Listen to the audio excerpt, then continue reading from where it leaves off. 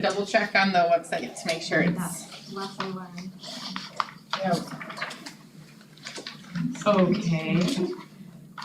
Okay, so it's, are we ready? Oh, Almost. 1 minute. And she's gonna check and make sure it's Oh, going. gotcha. We Yeah, should sorry. be live, but we'll I just wasn't double paying check to make attention. sure. That's okay. Had that one experience where it didn't work. Yeah. Okay, so. scroll down. Yeah, we got a live stream, and so once we go live, then everything's out there, and then recorded too. Sure. So, Look, there we are. You can see her, Sorry, now I'm away from it. Perfect. It's easier to Oh, we'll do it as we go. yeah. Alright, And it's 5 o'clock on the button. Okay, Perfect. so it's Wednesday, December 11th, 2024. We are at the School District of Menominee Falls Board of Education for a Curriculum and Learning Committee meeting.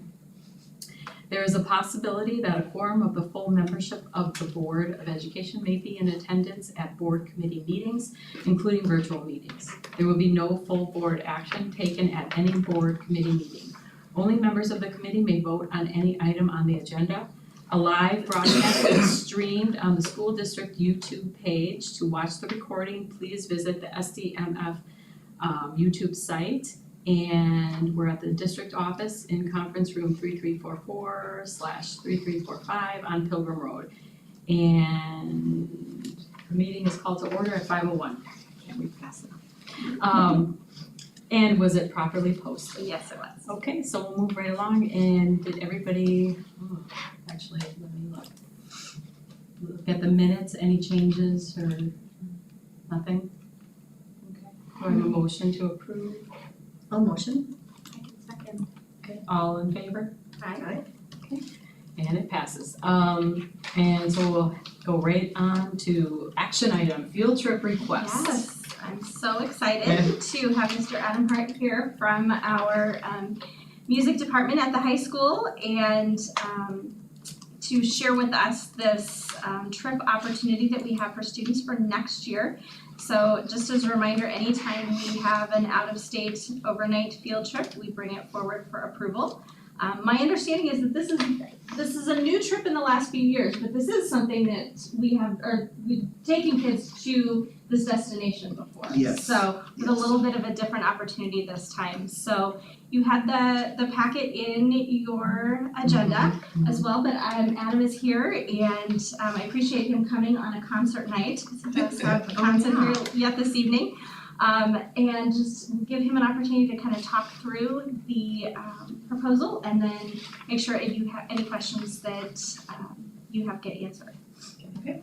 Well, thank you very much for having me on tonight. I know we did this very quickly so we could try to get this out to our families and students before registration and give them enough time to raise funds for the True. trip. So the thing that we're doing the same is Menominee Falls has a history and a legacy of taking our students to Orlando, to Disney or Universal Studios. So we're making that proposal again. So it will be a domestic and we try to keep it, this one less costly compared to some of our other trips that we take. So that would be the same thing.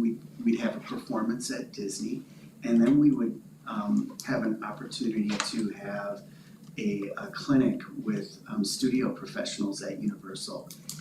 I have to tell you, I've been doing this for 30 years. It's the best clinic I've ever been a part of as a music educator, is the Universal clinic. The kids actually participate in making a movie voiceover. We get recorded just like a studio professional Los Angeles studio recording, and they time us to a drum click, and they actually, you can see the timer go across on a big giant screen, and it's really awesome. It's really awesome. So I'm excited to give, we are, as a music team, excited to give this opportunity to our kids. The big difference is we're gonna do it, or propose it to do it at a different time of the year. We've traditionally done it over the March spring break, but as I'm sure most of us know in here, almost the entire state of Wisconsin has the same spring break now. And the travel companies are overloaded with all of the schools wanting to go at that time to Orlando. Our tour guide gave me a heads up about 2 years ago, before we took our Hawaii trip, that Adam, I don't know if I can even give you a performance opportunity in March anymore. In Orlando, it's just so overloaded, and with the size of program we have, which is healthy, there are much bigger programs that get top choice at this point. So he's recommended, and he's found that actually going at the very end of November or beginning of December has turned out to be a great time. All the parks are kind of getting their holiday gear set up and all that fun stuff. It's not as crowded. We get guaranteed perfect performance times. It's also Will- warmer. Well, and yes, and, yeah, we'll be kind of the premier act at that time of the year too. So it could really be a fun opportunity. Of course, all of us that are on this team as music educators always don't want to disrespect our colleagues and pull them out of school and all that stuff, so we try to arrange it so that we're limiting the students missing as much school as possible for this opportunity. Mr. Gebauer has given us permission to do it on the proposed dates, which would be December 3rd through the 8th. We would leave Milwaukee on Wednesday evening after school, after they've had a full session of school, and we're actually gonna fly rather than doing the buses this time. The last time we took the buses, it was not a very good experience, and on the way home, it took us about 6 hours longer because we had to take a giant bypass around Nashville, and it was just terrible. So I said, let's look at something else. We don't have to put our parents and students through that. And so we've also proposed flying to Orlando. So it would be a direct flight that Wednesday evening, and then we'd get back late Monday afternoon. So they'd miss a total of 3 days of school, the Thursday and Friday, be here through the weekend, and we get back that Monday. How much of the savings from previously to know that because you said before that it used to be more expensive? Oh, our other trips, like Hawaii was more expensive. This is probably a third of the cost of that trip. And the year when they've gone to Europe, when they went to Italy, and we've also had families inquiring, when is the next time we're gonna be going to Europe, and those things too. So we wanted to keep this one a little less expensive. Now, on the total, if y'all have that, I think it's around just over 2,600. It's gonna end up being less. My tour guide overshot the airline cost, just being safe, but it's looking like it's gonna come in a couple $100 less. It's gonna be closer to $2,000 rather than the 2,600. So I can't give an exact estimation of that, Yeah. but he overshot it on purpose, just to be safe with that.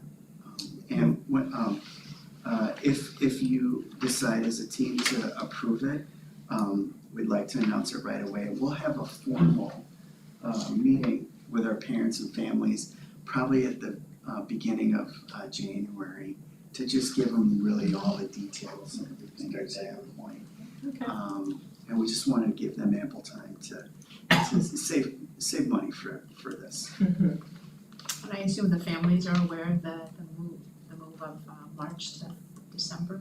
Not yet, because this is not official, so Sure. everybody's been asking me, and I'm like, no, I know nothing. We wanted to respect your right to approve or not approve. Yes. Well, So, probably when a thinking city about planning advertises- around Never spring mentioned break or where not, we're going yeah. across or anything until you've given us the Sure. approval to go. Well, at least like a participate- survey, you know what I mean, of if it were to. Oh, like a lower you know, what- participation yeah, what would be or- okay, but. I think just because March really isn't a possibility to have the same opportunity, we didn't survey parents at this point, it's really Sure. if This is the opportunity this that is we the have, opportunity that we Yeah. have at if you're this able time. to join. And in our trip timeline, this is, we, last spring we were in Hawaii, that was a big trip, right? It was an unbelievable experience, everybody that was on it just had a fantastic time, I mean, for some of our kids, that's a trip of a lifetime and a life experience they're never ever gonna have. And we love to give those opportunities, but at the same time, there has to be some balance, and this is one that we think will be more cost effective and a better budget for our students and families. Yeah, I think if they know in advance enough that they plan for it and Right. and we'll look forward to it. Right, My wife and one of my daughters went to Orlando when she was in band. It was a great trip, but they went during spring. My wife had a lot to bring back, regarding not just the state of Wisconsin high schoolers on spring break, but pretty much every university in the country being on spring break at that time when our kids were down there. Yeah. So the winter's not bad. Based on what she was And I bringing back home. appreciate that the team has done what they can to minimize the numbers of days of class that students will Yeah, miss, for sure. so, We'll be Right. planning for it, yeah, yes. yeah. The experience will be maximized, because they'll be Absolutely. down there and they'll be a priority. Yep. You know, Absolutely. experiencing it versus trying to get them in during spring break with everybody else, so I think that in and of Exactly. itself is gonna be worth it. yes. And I think that Absolutely. direct flight out of Orlando or O'Hare Yeah. is a good idea, because you have all these students, just Right. keep them together, Yeah. again, Yeah. minimizing. I think it's a great idea. I'm glad it was Orlando instead of when you said Europe and Hawaii, I was just thinking, how much that would have cost? Oh, yeah, Yeah. Leave another chaperone Well, going. well, before we do a big one like that, well, fundraise, but we'd also try to submit it earlier so that we can really get everybody. Big chance to get this stuff together, yeah. Hopefully yours Um, will possible. And just to cover fundraising, real quick, Yes, if I might. please. We do our annual mattress sale every year, and we had students, a couple students raised just under $500 that participated. And students that even showed up for 2 hours and worked made almost $175. I think it was like 168 or something like that. So, it's a great opportunity. If the kids participate, they're gonna make some money to help themselves out with Sure. that. That's right. We've also tried using the Samwise fundraiser, I don't know if you're familiar with that. It's not been the greatest for the music team, so we're gonna really stick with that. Mattress sale is our big thing. And now we've been doing it for a few years, so we're starting to get some real action from it. Sure. And then as far as the chaperones, obviously with the three of you going down there, what is the ratio of like students to chaperone? And then how many parents are you anticipating to sign up to kind of help out with that process? We always try to have 10 students to a chaperone. It's worked out pretty much every trip. We usually have enough parents. And in fact, we've had parents that go that we even say, oh, you don't have to chaperone. We have enough, parents along. So it's worked out really well. The wonderful thing about Orlando, specifically Disney and Universal, is they're the safest places on earth. I mean, there's health people, there's security all around. And the kids have a little bit more freedom than, for instance, the Hawaii trip, or even going to Europe. I am very, very, very confident with their safety being utmost the number one thing. And we'll have plenty of parents. We do 2-hour check-ins. Every 2 hours, the kids either text in or we visually see them. We get together as little groups and do that. It's been very successful. Okay, sure. Given the cost, hopefully more students will be able to have this experience. Yeah, absolutely. Yeah. We'd like to have everybody go if we can. Yeah, of course. All right, Very good. we're not gonna Okay. belabor the point, I'll make Yeah. a motion. Okay. So motion I'll make a motion to I'll second. field trip approve to the field trip to I think it's a great idea. Okay. Well, And if Dan's on board and Oh, we have just to do the final. All in favor? Aye. Aye. Okay. we're Now, gonna announce it at the concert tonight. There we go. All right, thank you so much. okay. Thank you, Adam. Yes. Congratulations. Absolutely, thank you. And thanks for all the work on this, I know that Yeah. it's very detailed and it just takes a lot to put a trip like this together and the students will definitely be Oh, well, we've got a great benefiting team, from you know, a we're great very, program. yeah, thank you so much. When do you usually have the mattress sale, or when do you think? We do that every Plans. October, Okay, every October I always see the it's usually that advertiser, third- it's then, That was That it. weekend, we always have that weekend, that Friday, Yes. in October, it's usually that following Saturday after that long weekend. okay, And it's it's just getting more and more successful every year, wow. so, Let's yeah, open it's up awesome. into getting the word out. Yeah, luck today. alright, Alright, Thank you. Okay, thank you. Take care. alright, okay. Okay, moving on to discussion item, counseling and curriculum standards. Yes. So, I have, Mr. Dan Halverson here, my partner on the student services side, to talk about, school counseling standards. So this was something that, as a new director, I had identified with the counselors last year, and with counselors really working under the student services umbrella. Mr. Halverson picked that up very quickly this year and has really been able to dive in deeply with the counselors on next steps regarding standards. So as we have done in the past few times when we are looking at new academic standards, we introduce them 1 month and then bring them back the next month for a possible approval. So this is kind of that introduction, and then we would follow up in January, if that works. So, Mr. Halverson, I don't know where you would like me to start. I've got your presentation here. That one right Is that a there. good spot? You All betcha. right. So one of the things that came up, and Amy mentioned this too, that this has been a conversation, it sounds like before, probably we met here Yeah. and talking through this whole thing. And you might remember at the student support service committee, this came up as this would be the place where we bring the standards, and as we start looking at what our needs are from a curriculum standpoint, or pretty much anything, we wanna keep a uniform systematic process, whether it's curriculum in math, whether it's curriculum in counseling. So as we started looking at the process, we wanted it to be uniform and we wanted it to be the systems process approach. So that's what we're doing. So what you're gonna see tonight is a lot of information, and some reasons, but more a breakdown of the stuff.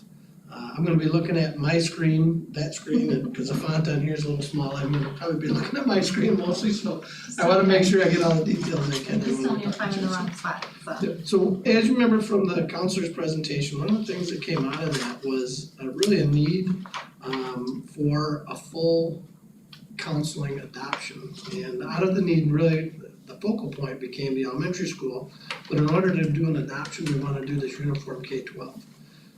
The standards and curriculum themselves that we're looking at are tied into the things that you're gonna see and what you're gonna hear about in a little bit. But ultimately, our standards, the last time this happened for counseling was in 2005, so they're almost 20 years old. The state of Wisconsin themselves adopted a new guidance curriculum back in 2018 with an expectation of implementation in 2019. Not that we have to follow or do exactly what the state wants, but that's just their recommendation for the standards. The current curriculum right now is tied to the standards that we adopted back in 2005 at the elementary school, is really what drove a lot of the conversations. We're pretty confident, we're pretty comfortable with what's going on at the high school. We like some of the things that are going on with what we've got in place at the middle school. There's obviously some delivery things that we wanna investigate to make sure that we're in line with what we want from our ideals as counseling K-12. But overall, at the elementary school, there's two big things that we've got out of what we're currently using, that second step.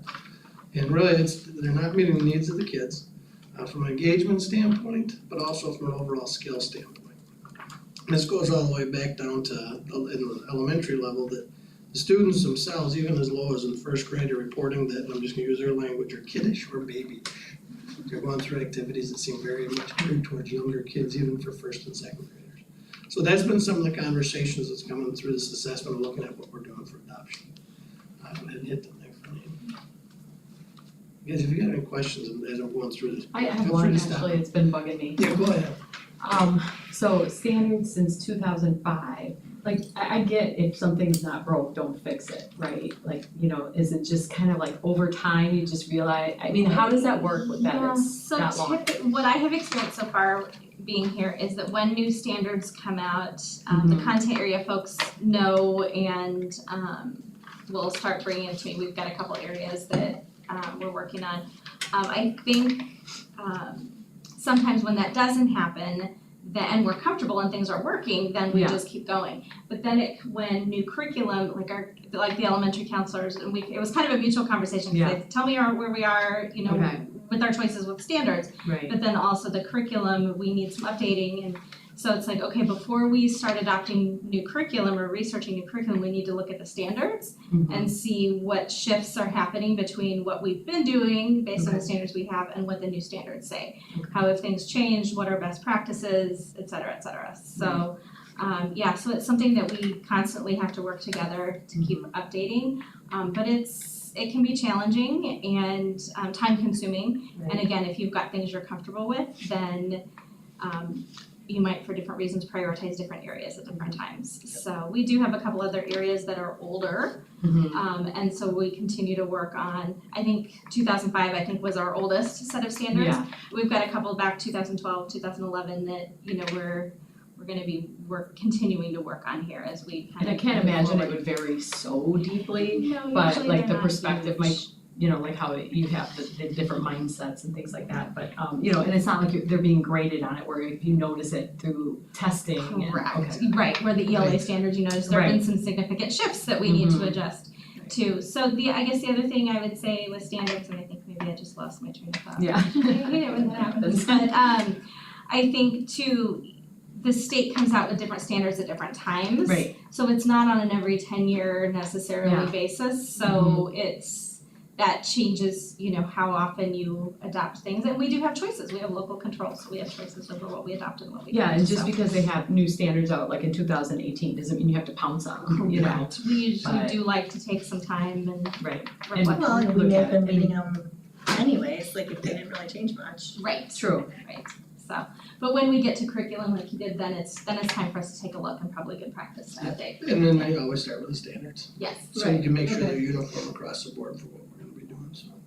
And I mean, like grade level to grade level, we really wanna make sure that if and I'm gonna just use them for example, if one of the things that we want our kids to be good at is independent work, then we want that to be uniform from K-12 all the way across. So having that standard as a base of what they're doing off of it is really a good baseline to start from. Alright, so one back. oh, well, thank you. So because of all that, because of that assessment, one of the things we wanna do, and like I said before, we really wanna follow the same process as what the other curriculum adoptions do, which always start with standards first, and then you start looking at different examples and samples, which we'll talk about towards the end of this right now. Really what we're looking at is approval to utilize, and again, this is just a standards piece, the American School Counselor Association National Standards K-12 to guide our work moving forward towards a new curriculum adoption. So basically, we know there's a need for an updated curriculum to be provided to our elementary students, but yet we also want to maintain our systems approach for curriculum development. So the really first step of the process is determine what standards we anticipate the curriculum is going to follow. And this presentation that we're talking about tonight is really going to lay out what the purpose and point behind these ASCA standards are. And I'm going to be crystal clear right up front with all this stuff. The thing with standards and the thing with everything that's affiliated right now with anything mental health related, counselor related, anything else, there's always gonna come a package with things that we don't necessarily want to have out there. So right now, the entire industry that's providing counseling service, psychological service, social work service has got different things that are affiliated with it, that one side or the other doesn't matter, there's always gonna have the opportunity for controversy to be associated with it. So when you look at these organizations and you look at the different things, they're not only the ones that are vying for survival and how they're doing it, but ultimately they're the ones providing services that we can structure what we do around it within a certain scope. And the thing that's nice about ASCA, and as I start looking through the different ones that are out there, and I'm gonna talk a little bit about this nationwide, the ASCA standards are set around a very general basis and a premise around different things. And it's not so much the standards that run into the controversial opportunities, it's the way that those standards are portrayed and the way those standards are delivered in the curriculum. So as you look at what it is we wanna adopt from that base standpoint, the standards themselves are what we're looking for tonight, that's really what we wanna have approval on. The process and the how, which we're gonna talk again a little bit later, a couple more slides, is really affiliated through those standards, and the delivery method we use is what we're in charge of. That's what we do and how we do it. So the standards themselves lay the base. How we teach those standards to the students are the most important and critical piece, because that's where the curriculum standpoint comes from. So the really, as you look at what the school counseling profession in general does, there's really 4 different pillars that they look at as a counselor and what it is their process are. When we look at implementing an updated curriculum, whether it's at the elementary level, whether it's at the middle school, whether it's at the high school level, aside from looking at the previous district update in 2005, we really consider what those counselors do from those pillars. And again, you'll see here, it helps them develop, implement, and assess their school counseling program. Really, their ultimate goal, just like anything else, is we want to improve the student outcomes. Academically, we want them to be successful, and I've talked about this before in student support services. Our goal with some of the curriculum and counseling is to help the rest of the school build a culture of citizenship. We really want to build good citizens. That's what the components are really geared to. The curriculum that we pick is really gonna be part of that, enhancing the kids' ability to be successful at school. So you look at the 4 components, and the 4 components are define, manage, deliver, and assess. And defining is really what we're doing right now. We're kind of establishing what it is we want our students and the professionals, the staff, to focus on, the student competencies, but it's also based upon the professional knowledge we have expectations of our counselors to possess as professionals. The management piece is they use data to adjust the program to meet the needs of the schools and the students. And like you said, Chris, there's really not like a set number that you can manage or measure. It's not on the ACT, it's not a measurable thing on a standardized assessment. But ultimately, we're putting it on the counselors to say, what data do you have that you can utilize? And a lot of this comes back to our committee with student support services, because you're looking at attendance, you're looking at behavior, looking at some of these other things that are really dealing with student engagement in the school and being academically successful. So that's part of the management part that goes back on counselors, working with student support teams, with the administration, with the teachers, social workers, and everything else. The other part of counseling is the deliver. They're gonna give resources to help students reach their goals, but they're also there to help kids understand how to resolve conflicts within themselves, so that they're not constantly having to go somewhere else to fix their problems. They're there to help deliver how to do it, but they're also there if the kids can't do it themselves, to get resources in place for them to get some help for it. And then the last thing is assessment. And this is part of where we're at too, because the counselors, as part of their 4th component or pillar, is they gotta evaluate the program's effectiveness as well as their own professional, personal growth. So when they start looking at the effectiveness of what they're doing at the elementary school, that's kind of where we're at tonight, as a needs assessment, because they found that what they're doing isn't working so hot for the kids, especially at the elementary level. Okay, so then, when you look at those 4 pillars, within each of those, there really are 4 themes. And within those themes, you got advocacy, collaboration, leadership, and the last one, systemic change. So when you look at what it is that we're doing from a kid's standpoint, and this is part of where you look at a curriculum adoption, from 20 years ago versus now. Advocacy, obviously we want our kids to be able to self-advocate for themselves. If they need something, they're gonna be clear, professional, and polite about communicating what their needs are. Collaboration, we want kids to be good at collaborating, but we also want our staff to be good at collaborating in order to help the students be more successful. The theme within that pillar 2 is leadership, and that is we want them to be leaders, but we also want to help them build leaders within our students, because everyone knows a good leader is a good citizen. And then the last one, systemic change. When you look at all the different things in the last 20 years that have come through, part of the reason why this theme is in there is because in the last 20 years, there have been a lot of things changing in the world. I'll say that the last 20 months, you could say there's been so much change in the world. So really, we want kids to be able to adapt, but at the same time, be a part of that change to make things better for themselves and for everyone around them. So that's the 4th theme in the whole list for counseling. So when you look at the standards themselves and how they address all those different themes and those 4 pillars, the ASCA standards are broken into 2 categories. The first piece is the student standards, and that's the mindset and the behaviors for student success. So that's actually the teaching part. That's the majority of what we're gonna be talking about tonight. The other part of this is the professional standards. So ASCA created ethical standards for school counselors, but they also created professional standards and competencies. So those are things that are evaluative tools and observation tools that we use as far as employability. And the ASCA gives those same standards for basically the how of what the curriculum is and what the standards are for presentation. Can you elaborate on the ethical standards? Sure. So when you look at the standards themselves, and I think you guys might have this as a handout too. they break down what the expectations are we put in place. And this is in addition to what we utilize right now through what's called Frontline, which is our observation tools for managing our evaluations. So here's one here, I think it's on page 3 of the one handout. It's at the top right corner. You see it? It's in our professional foundation. See that, okay. Okay, so it's applied legal and ethical principles of the school counseling profession.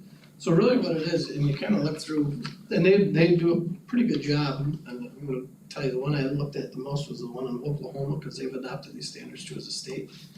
And when they look at the actual breakdown of this, so you see on here with ASCA ethical standards for school counselors, they actually have those broken down into individual components of stuff that we can, as observers or evaluators, look at and give feedback on for whether, this is something we need to do, this is something we should probably take a look at changing. So when you look at some of the different pieces of that BPF3, there's legal and ethical principles of the school counseling profession that they're responsible for through the adoption of the standards process. And that's just one of them. As you look at the rest of them, they're kind of foundational piece. They break it down into that and with the student piece on another chunk of it, like on the design and implement instruction aligned to ASCA student standards, mindsets and behaviors for student success in large group, classroom, small group, and individual settings. And then the same thing, we're gonna get to this in a second, but appraisal and advisement. So this is part of their appraising and assessing piece too. And as you look at that, there's a whole lot of different things that break down within those professional standards and expectations that really determines competency as a professional that our expectations are tied to. Did that answer your question? Yeah, so it's the counselors that will actually be assessing the student standards, They'll be assessing the program the program. and the effectiveness of the program and how it's working, along with administration, because the principals are gonna be there doing that too. Yeah, and even the teachers and social workers, there's always that feedback loop created with student support teams. Okay. And then for the professional standards, it would be principal and like. And, yep, director of student support services. Okay. Alright, you bet. So the ones that we are looking at as far as the curricular piece is concerned is really looking at the student standards, and this is through ASCA, and that's mindsets and behaviors for student success. So when you look at the student standards and that main chunk or that main title, there's two different pieces that are comprising both of those, and that is deliver and then assess and appraise function, and this kind of goes back to what you just asked too, Nina. The second part of what their job is for the curricular adoption piece is they're gonna deliver, so they're gonna have direct and indirect student services. And then at the end of it, they're gonna assess and appraise the function, so they're gonna evaluate the effectiveness of the system. So from a delivery standpoint, this is the next slide here.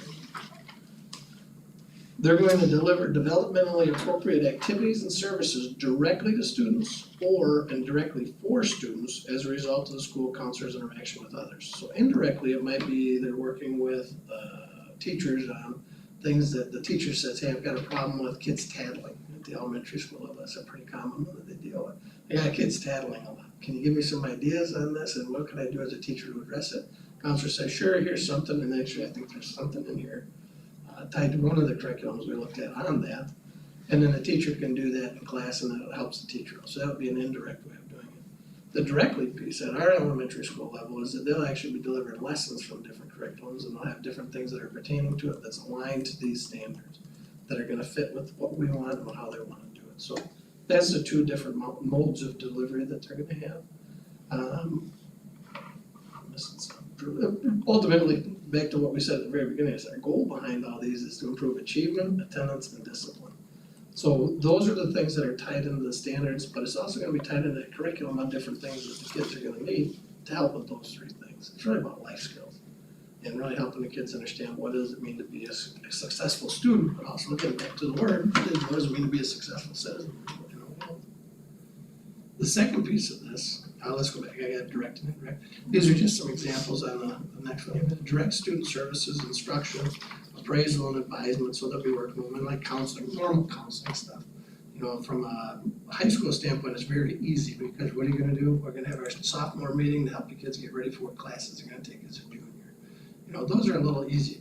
the elementary level, the counseling piece is gonna be more family with families. You know, if a student has an attendance issue, we're gonna be involved in the social worker, we're gonna be calling the parents and we're gonna have attendance meetings. So those are some of the direct student services that counselors will be responsible for. The indirect student services, like I said before, is like consultation, so they'll be working with teachers, which also ties in the next one for collaboration. They might be involved with our truancy referral process, generally we try to keep them out of it, but they might be there from a resource standpoint where they can provide resources for other services, like maybe someone in the county can offer them some assistance for some things. So that's another part of that indirect student services, are the connection to resources they might have outside of the school district. There's the next one. So then after all this, direct and indirect student service, what they would do is go through and assess. And really, this is a regular part of the process. And again, it's not just them flying solo, because they're collaborating with us, they're collaborating with teachers, they're collaborating with families to find out what's working in the program and what's not working in the program. So the next part of, the next part of that program then would be the assessment. And their whole goal behind that is achieve the best results for the students. School counselors regularly assess and praise the program for effectiveness, but also to inform improvements on their whole program with the design and delivery, but also to see and show how kids are different because of what they're doing. And I put on there better, because as a result of the school counselor program, we should see something that is measurable. We should see that the grades are getting better. We should see that they're having more academic success in standardized testing. We should see that we're gonna have less behavior referrals. We're gonna have better attendance because of what they're doing with these pieces that they're implementing from a standard standpoint. So ultimately, from a curricular standpoint, once we determine that the standards are what we wanna do, that gives us a process and a system to evaluate whether it's working or not, but also whether it's gonna be a good fit for our system's approach and what we wanna accomplish overall with the things that we're doing in curriculum and learning, with the things that we're doing with student support services, really just making sure that everything's aligned together. This gives us a shell that we can put it in to measure those things and assess whether it's working or not. Alright, next one down. So like I mentioned at the beginning, the state of Wisconsin adopted these in 2018. I've tried to find out like if there was an actual number, a total amount of states that have adopted this curriculum in the country nationwide. And in the process, I know, well, there's a lot of people adopting curriculum right around 2019. But you know what happened in 2019, then there's a whole lot of people in states that adopted in 2021. And I was like, okay, well, that makes sense, and then there were some that went in 2022, and then Texas, and the nature of Texas, they created their own standards pretty much every year from 2017 all the way up to today, so that's kind of the Texas way.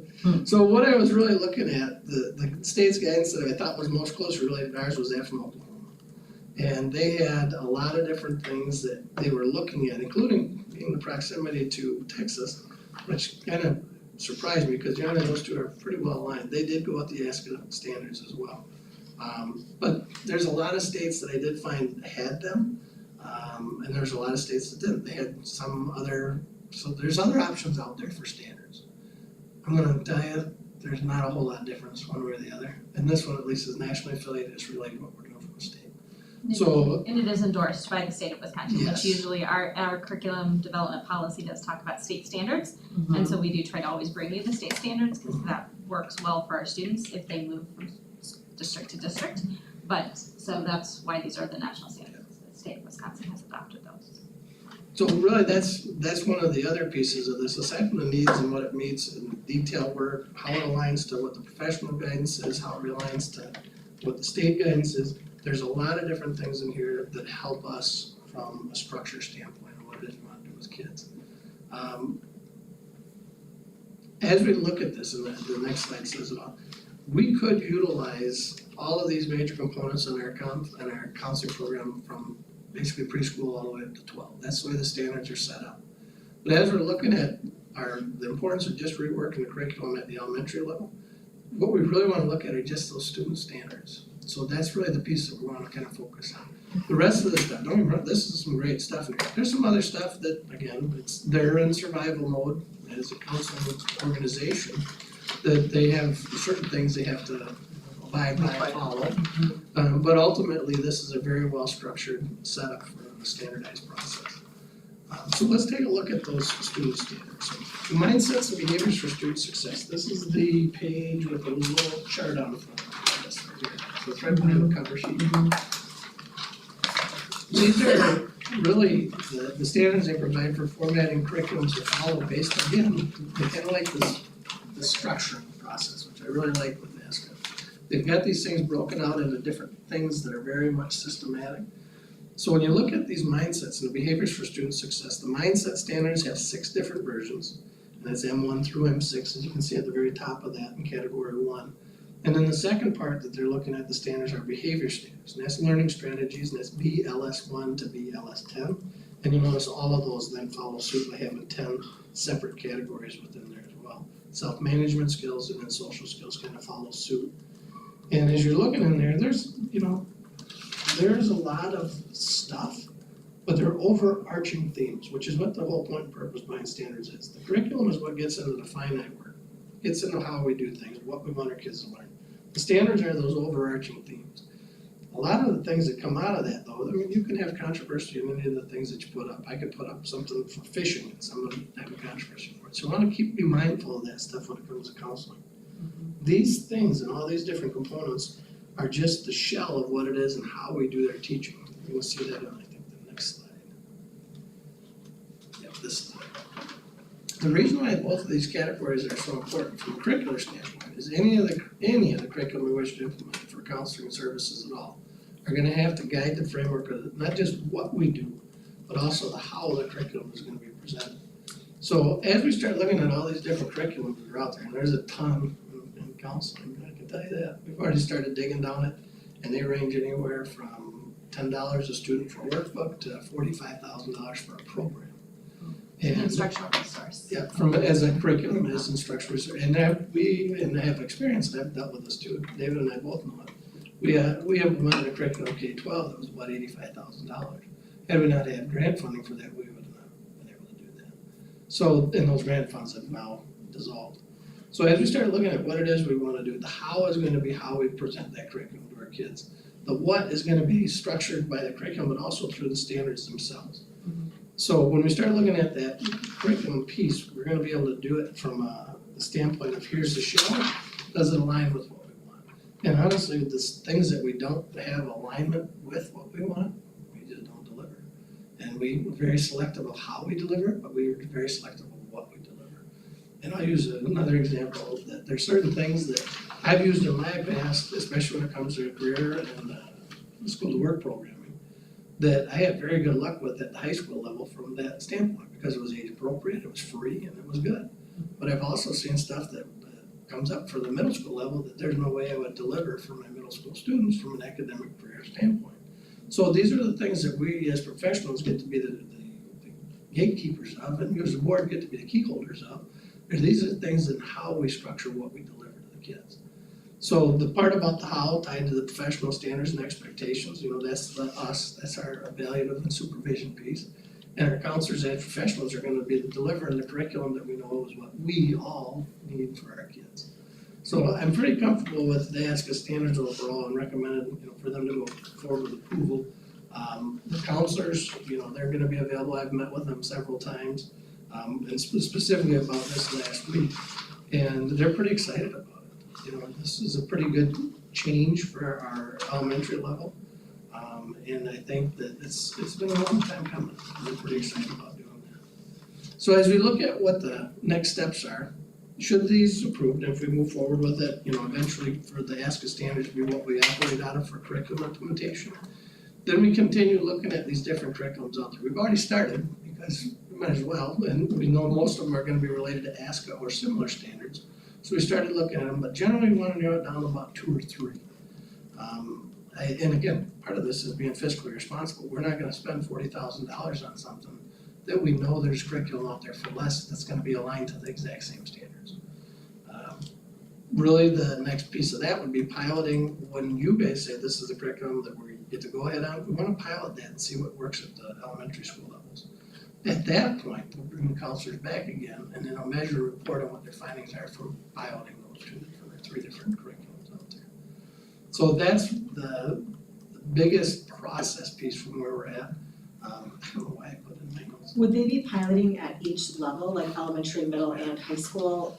And this would be just elementary. Okay. But they would be doing it at the different schools, and where we've kind of went process, and that's one of the things that Amy and I are gonna have to talk through, is do we wanna, from my standpoint as a scientist, I would say, I wanna do the same curriculum at two different schools, so if I'm doing a K2, here's another K2.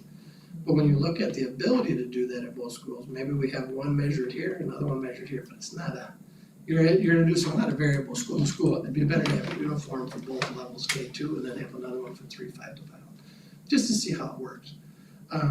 So from a scientific method standpoint, we wanna pilot them at all the elementary schools for, just to see how it worked. how it And works. especially since second step is up in October next Yeah. year. Mhm. The timing is kind of perfect, right? Like Could be. Yeah.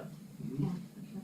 I think the difference with this kind of program compared to what we're doing with math, for example, where everybody teaches math.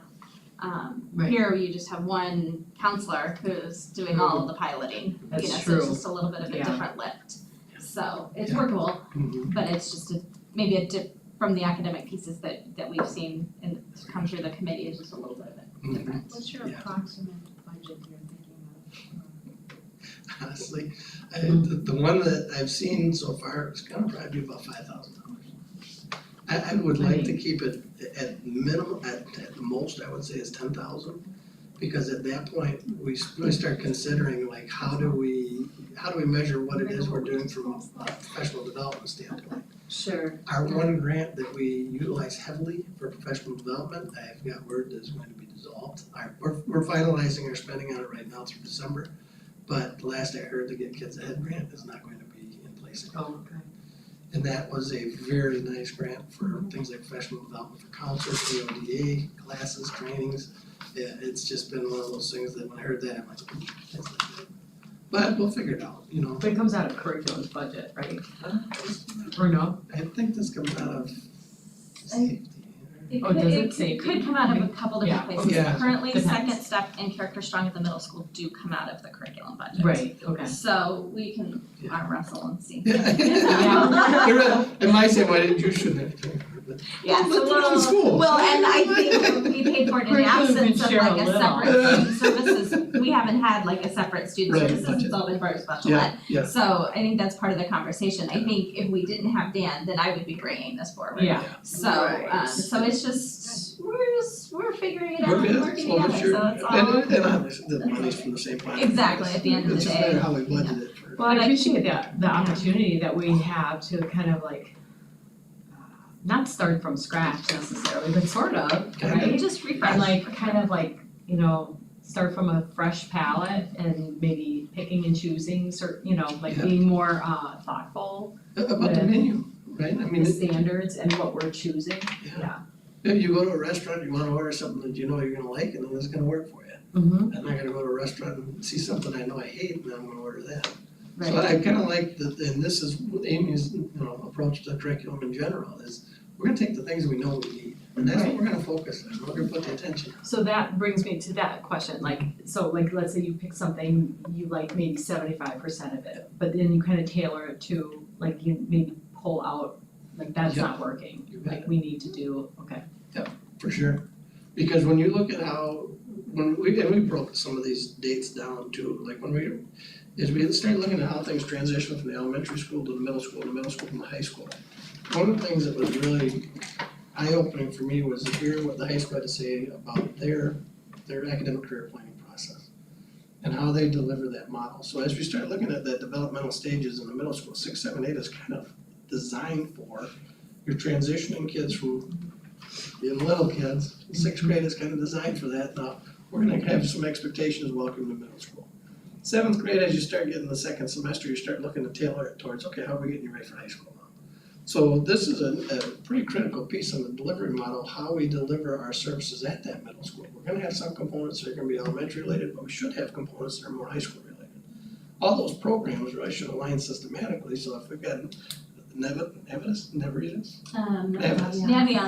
When we got Naviance at the high school, we should be doing Naviance in the middle school. Tomato, tomato. Yeah. Right, you shouldn't be utilizing Zello, I love Zello, it's free, but like I said, there's issues with Zello at the middle school, we're not gonna be doing those, and we aren't doing those at the middle school now. Mhm. So when you start looking at how we can incorporate this transition from all of our grades from 1 to 1, our job at this level is to get them ready for what's next. Our job at this level is to get them ready for what's next. Our job at high school is to get them ready for what's next. So we're constantly progressing across that bridge, getting them to the next step so that they're more ready. The only way you can really do that is if the stuff's aligned. If I'm expecting a kid to know French in middle school, I'm not gonna be teaching them Spanish in elementary school. I'm gonna be teaching them French in elementary school, and then if I want them to learn more French, it's gonna be in high school. So all those different things are aligned. So I think that as we look at these processes and the curriculum that we've got, I think there's gonna be some that stand out. And I think from an affordability standpoint, that's gonna kind of tie into that budgetary piece too, because we're good negotiators when it comes to pricing. How We do do- the programs, you know, how curriculum Mhm. is, it's an all or none, and then we can pick and choose bits and parts, is that how it is also too? Yes. Yeah, You bet. typically you're gonna purchase the package and then you can make choices. And it's a little bit different than, you know, a math curriculum or a reading curriculum where It's like it's algebra, like it's just, geometry, trade. yeah, one builds on another and, Maybe you just know, different lessons. this and like, gives you I a don't little like more that one. flexibility. And I think that might be where Second Step kind of fell down, is I think that they were doing, they just said, here's everything, they didn't really have a level curriculum piece to it. They're just saying, here's all the curriculum. Deliver it at the level that you think is appropriate about it. You When they got were using kindergarten the and third grade. revised version the last couple years, she mentioned in the meeting. They got, this was They- before my time. Cause we were Okay. at that meeting and she said Very good. 2014, they started Second Step Mhm. about. And then last couple of years, they've been using a revised version. Yeah. So, like, you know, for And this kind of, years. yeah, I'm gonna guess that was Second Step's response to everybody else's response Yeah, from 2020, but you know, a lot of 2021. schools use it. I believe what they purchased, again, it was shortly before my time, Mm-hmm. for the revised was online. Oh, So it wasn't, cause it's a it wasn't smaller like, purchase. okay, So I believe it was just an online companion or edition. okay. It was an update, I think. Yeah. Like Yeah, cause she update, said the Yes. license for the newer version. Yeah. Yeah, So it wasn't, It wasn't When a full edition. I was gonna say, when I purchased Second Step for school about 10 years Mhm. ago, we had lots of boxes. And there were Oh. no boxes with this on, there Yeah. were online resources, so Yeah. I know that. But again, this Digital. happened just before I arrived into this role, so I wasn't a part of that Yeah. revision, but yeah, okay. very good. This is very Thank kind of nice. This is exciting. I mean, That's good. we're still continuing though, right? Yeah, Yeah. still going, hey, it's the first step in the process. For sure. And so yes, so we Okay. encourage you over Oh, the next questions, month yep. to take a look. We'll come back to the next meeting, we'll have some counselors here to talk through it, and then it would, we would look for it to be, I think, a Okay. discussion and action item if possible next time. Yeah, I think we need Will to. we know which ones you've narrowed down before we? Cause we wanna tie them to the standards first. Yeah, they want the standards in The place standards be first, aligned with the curriculum. like the framework. Yeah. And then determine, bring forward some curriculum. But if we do that at the end of January, I Pilot do think they'll have ideas. some time to pilot, and then we could pilot into next year. I don't know what your, Cause we are and then narrowing them you've got some down. If we time. have kind of until that October. One of the things that we talked about at the last meeting was, we wanna see some of these things in action. Mhm. And we wanted to do some site visits in different elementary schools, so this actually has been great for conversations of expanding their collaborative piece with other school districts too. Which then led to a whole ton of conversation with the high school about, if you guys ever thought about having conference meetings with principals and different departments, which again was kinda cool. Mhm. But it's like, you know, we aligned it with lunch and we'd have our principal meetings together, and then we started talking about this with counselors, it's like, have you ever thought about doing this? So it was kind of a neat conversation that spun into a lot of different other collaborative opportunities. Mm-hmm. And one of the biggest ones was, we need to see if what any of these curriculums look like. I wanna see it firsthand instead of just what we're hearing from salespeople. I think the logistics of it is a little more flexible than, again, some of the academic pieces where you're multiple teachers who are Yeah, tied to students every day, and then you're subbing them out to get curriculum. You've got 4 people at the elementary level that you can work with pretty flexibly to move a Go little bit visit. quicker. Yeah, you just got some very some true. opportunities. Good, thank you. Yeah, okay, wonderful. Okay. You guys have any other questions? Thanks for all this information. Any questions? No? Yes, I head to the conference. Yep, I made it over. Oh, yeah. What time's that? 7. Oh, 7, Yeah, okay, good deal. I gotta go All grab right. the camera, which is now operational and Yeah, that's All right, well, All thank you, right. appreciate it. Yes, thank you. All right. And I'll see you before, I'm sure, but otherwise. it's- Yeah, yeah. If I don't see you before Christmas. Oh, yeah, if we don't, then we have Merry Christmas. What meetings we have coming up? All right, well, thank you. Thanks. Okay, we'll do it on student engagement survey results. Yes, so since this has been the week for data, I thought at all meetings, I thought I would bring this back. And we had done this quite a while ago, and for some reason, I think I know why, we didn't bring it back, in part, I think because we shared the data pretty quickly with the strategic planning committee. So it was part of that conversation. And then we usually had shared it because we did it in the spring, we shared it in the summer, and this year we didn't have a curriculum meeting in the summer. So I thought, well, since it's data, it's always a good thing to see what our kids said, and so I would go ahead and close this feedback loop and bring it, and it really is a short presentation. So and it was good for me to go back and look at the data again, just to see the consistency, where we're consistent over the year in both our strengths and our opportunities. So this is the survey that we do with Studer that we administer to our students. And at elementary, you know, we do it as a part of class. Middle school and high school, I think this year they had a little more flexibility to do it during some of their times, and that impacted our participation a little bit, which we'll talk about. But this is our second year of having a consistent survey. So they changed it in 2023. So 23 and 24 was the same survey. And you can see, first of all, our participation, we had a decrease from last year. And like I said, that was middle school and high school. And I've talked with those principals a little bit about how we can continue to keep that up. Again, it's always busy, there are always many things to do, but it's good to get, and we had a good response, it just wasn't as high as the previous year. And then for some reason this year, we had 32 responses where they didn't tell us where they were from. So they're from one of our schools, I just don't know which one. So, and it was just kind of School of its own. Still, yes, no, I think they were tied to one of our 6 that we know of, so, but anyway, that just kind of made me chuckle, but we'll figure out, I'm not quite sure how that happened, They but were on we'll, the football field. there's something, I don't know, Yeah, they're right. supposed to click a box, so Yeah. but anyway, I was not able to track down a location for those. Maybe that didn't seem clear in the survey or something. I didn't like think that you seems could go on high, without doing 32? it, yeah, Oh. so I'm Maybe they wondering if it thought was a whole class at the elementary where something, or it was, they missed a button True. somewhere and it didn't, Okay. wasn't Oh, required. that's true. I don't know, it could Sounds be a like a lot of class. things, yeah, Does sound like a so, or a class and a half even, I Yeah. don't know. So anyway, we will try to minimize that number for next time, Yeah. but our overall mean did go up. So,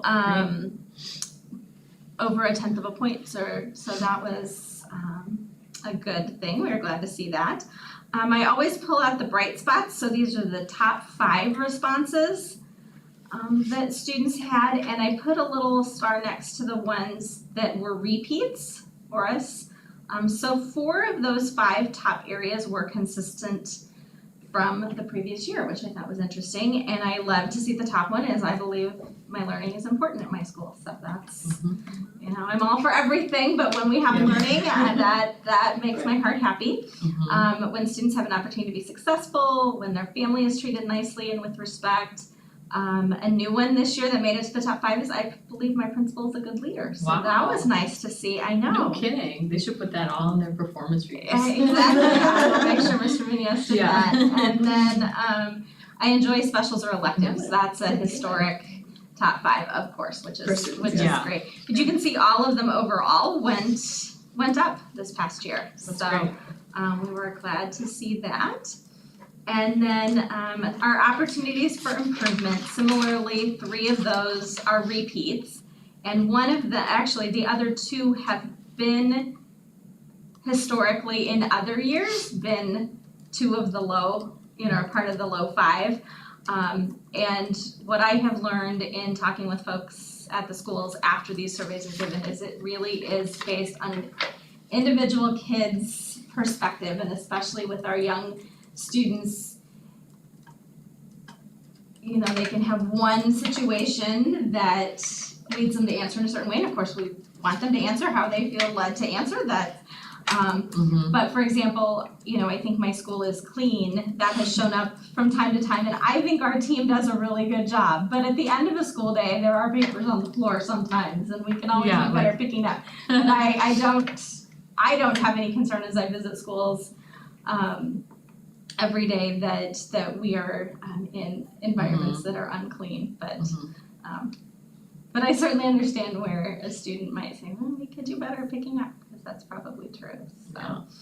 I feel safe on the bus, that is one. Well, I think overall, you know, you might hear incidents on the bus, that overall our buses are very safe. You know, certainly that is something that we wanna keep in mind, because that's important. Bus drama. Yes, Mhm. yes. Yes, so how you interpret safe, whether it's drama or, you know, can impact. So again, so we do take all of those very seriously.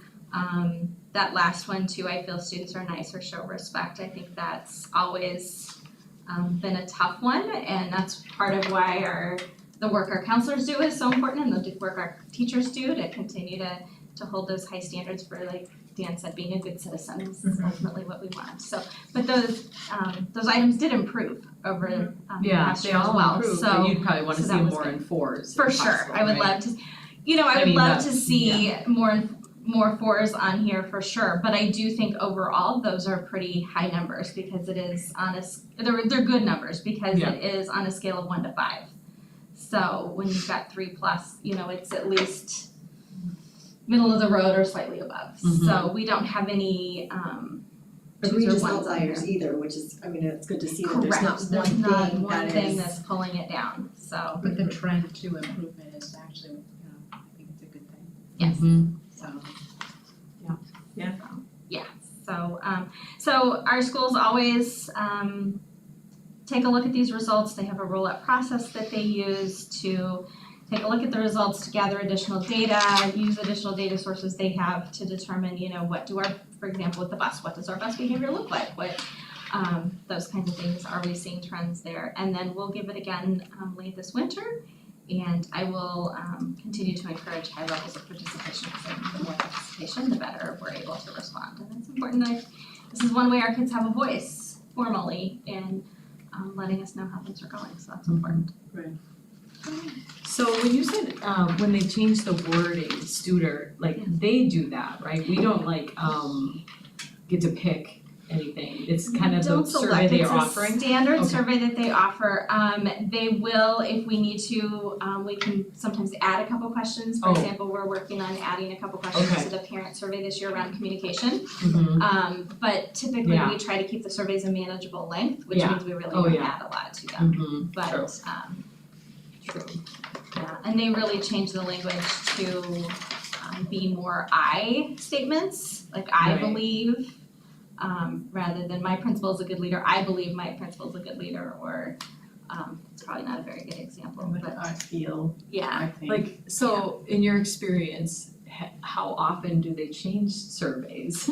Like the wording, cause it's better to compare apples to apples Yes, from year to I year. don't think they do it very Okay. often. Alright. So I Yeah. have heard of no plan changes this year. Okay. So Yeah. we'll have a growing number. And again, even when they did change it, they weren't They were subtle. they were Yeah. subtle changes. It was really changing to those I statements. Yeah. But the topics were very similar. Mm-hmm. So there's always been something on there about specials. There's always something about learning, you know, multiple pieces about learning, so. And I actually like the piece about the bus being on there, because I Yes. think that is a huge part of the child's can- day, like if you're not feeling like you wanna get on the bus to go to school, and that is a huge issue that Absolutely. needs to be addressed, So I Absolutely. give just a sidebar, like kind of it is related, but like I give surveys to my patients when I begin treatment for like cognitive or communication things. And so yeah, I read a statement like that, and so I see it live right in front of me, and it's interesting because they're thinking either about a specific situation or they're trying to generalize. It's like, you know, you don't know where they're picking from to find, is it always, sometimes, never, you know what I mean? Yeah. So it's just really interesting, like from a kid's perspective, like what could they be thinking of too, generally, or Is it some specific? or is it, Yeah. did they see all those I'm sure, papers on the floor the other day? Exactly. And oh yeah, it's messy. Yeah. You know, Oh, my experience tells me. it's too bad you can't like get it to be more, I think schools can certainly do this, to talk to a small group of students and ask ask them to tell you more about different things. Right, And right. sometimes I do that when I go into school, Yeah. tell me, sit down at lunch, like, how's it going with, Mhm. tell me about this, and yeah, you get a range of perspectives, but it's helpful to see their thinking. So yeah, you can't see their thinking, Yeah. what their decision-making process is. So for our surveys, we say in the past 7 days, or like, it's too bad it can't be like in the last month. Yeah. Like, just to give it a perspective, Yeah. but. I mean, that might be a little too specific too, because you're looking at topics here that are more broad Right, as far as like their experience at school. So I think, again, I think we do cover like a broad area of topics, locations, and even just having principals on there. and it's just generally, like, depending on the age, like how you feel, like literally, And I it could be think how the you age feel is that how- day. I was gonna say, I probably have taken surveys as I an know, adult, right? where like, well, this is how I feel Yeah. in this moment, and impacted if you'd given it to me on a different True. day, I would have had a different. I mean, just like all of And us so who that's- fill out surveys Yeah. too So sometimes, it right? truly is perception. Yeah. And so it's just one piece of data, Yeah, but it is interesting. Have you broken it down in regards to each building? yes, I do have that and share that with principals. Yeah. That's actually, that would be interesting. Okay. To actually. I agree. Like which building Yeah. that is, right? Because we're seeing it as, Mhm. again, a composite, but we're not knowing, I'm not pointing out any buildings or whatnot. No. Right, I mean, where's the good principals? So. Well, I mean, they're all kudos to them. they're all across the school. I Well, can speak to I mean, that. so for example, Yeah. Ben Franklin's bigger, Yeah. compared to Shady Lane, and so. So I think that would- If they are comparable, that's great, cause that's a That good, would be- that's a good I sign, think it works for Ben Franklin. Mhm, So mhm. I think that would be important to kind of break down and we can. Yeah, it'd be Interesting to interesting. see. Mhm. That's.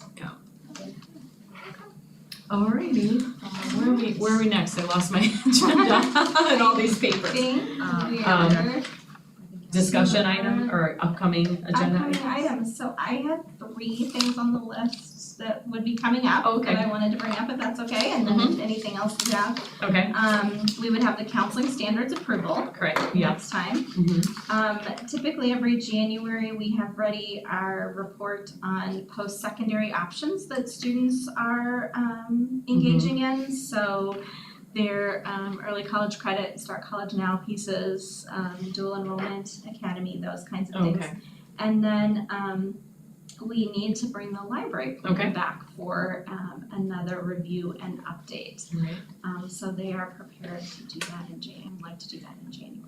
They have a huge comprehensive plan, now they can maybe just plug in, like, I don't know. Yeah, we've got It some looks things, really just need to update it, yeah, they do have a good plan, and then DPI changed their processes a little bit, so we need to put in another approval date when it was Okay. brought forward, so this will help us comply with that kind of shift in how we're documenting that for DPI, and then I think we're anticipating that it would be a 2-year plan.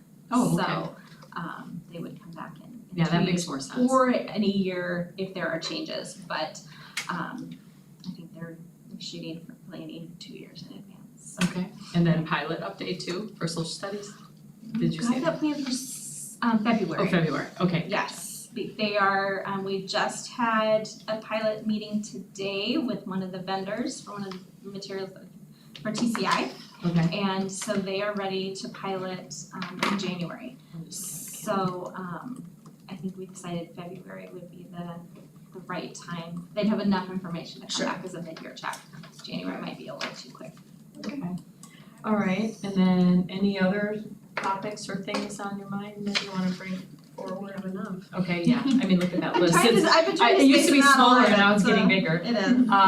But Okay, and then the next meeting date, I am looking at I think Laura's got it. 29th of January. Yes.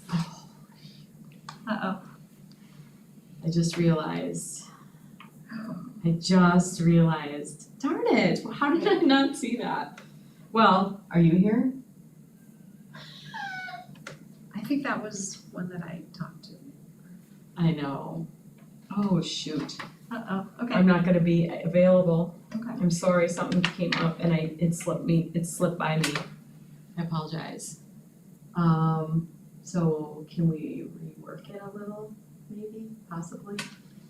Just throw out. Yeah, Any other day that week, or is it, I Well, the week mean, before was the WOA, so that's why. I can't do that week is rough. okay, I can do, is there a board meeting Monday? Yeah. there it is. Um,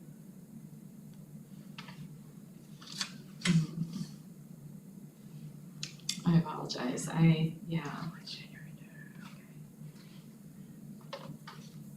What about the week before? That's WOA, Oh, yeah, that's not gonna work. New WASB? Yeah, the WASB. Mm-hmm. So unless we, well, cause our student services meeting is that Monday the 20th.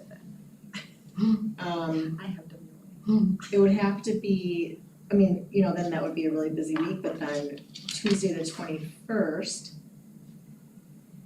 I could be here like 6:30. I am not available, Okay. I'm sorry. I'm sorry, And then, yeah, the Wednesday is the WASB conference starts, and I do. So it starts on Wednesday that week? Yeah, it's Wednesday, Thursday, and Friday. Yeah, 22, 23, 24. What about January 20th? Monday? But he's got I have student student services. Oh, you do? yeah. Oh, Also, see, I don't and have that no in there. school day for students, so Gotcha. teachers won't be at work that day. Yeah. Oh, yeah, it's inauguration day, Martin Luther King Jr. Day. So this is inauguration day too. What about, It just came up on my calendar. what about, I know it might be pushing it, but January 15th? Wednesday? I mean, it is like over a month. I think push this stuff here. Will you have all the information for Well- your post-secondary report? I can look my stuff the line. Yeah, the library plan may be tough, but I Okay. will, because they had a meeting date scheduled based on Yeah, I'm the sorry, 29th. That's yeah. okay. If we need to push that to February, I think Okay.